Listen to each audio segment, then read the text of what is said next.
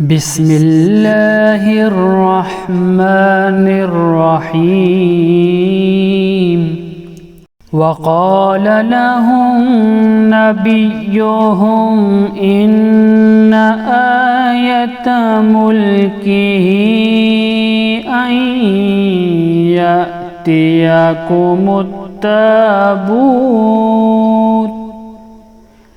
أن يأتيكم التابوت فيه سكينة من ربكم وبقية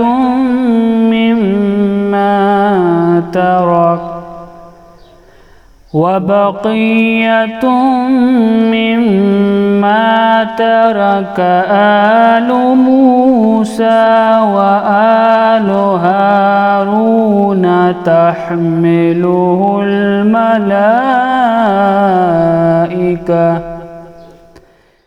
إن في ذلك لآية لكم إن كنتم مؤمنين.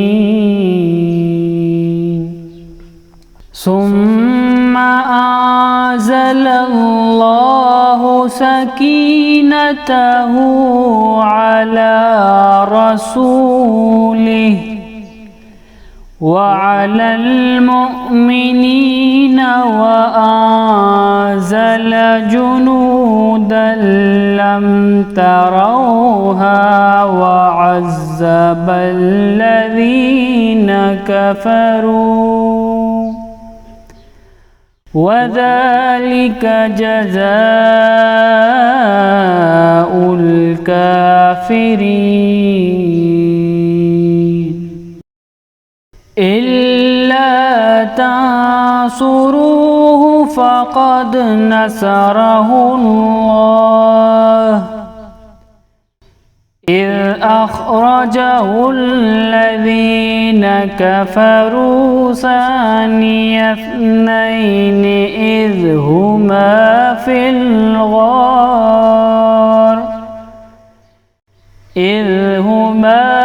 الغار إذ يقول لصاحبه لا تحزن إن الله معنا فأنزل الله سكينته عليه وأيده بجنود لم تروها وجعل كلمة الذين كفروا السفلى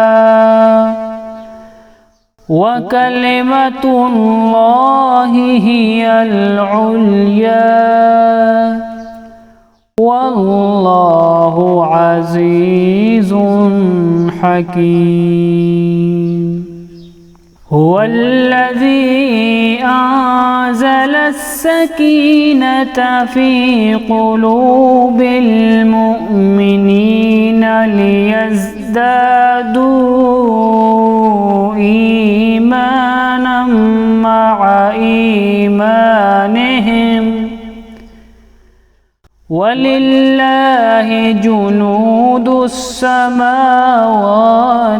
والأرض وكان الله عليما حكيما. لقد رضي الله عن المؤمنين إذ يبايعونك تحت الشجرة فعلم ما في قلوبهم فأنزل السكينة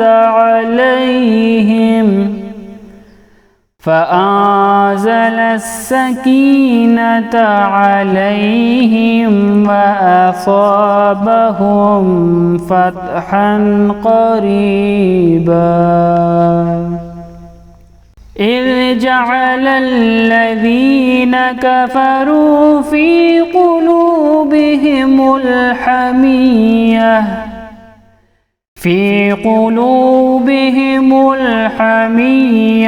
حمية الجاهلية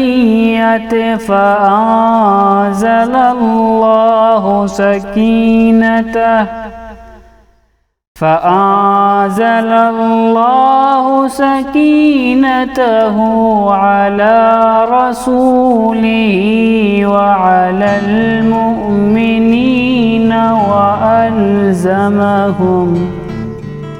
وعلى المؤمنين وألزمهم كلمة التقوى وكانوا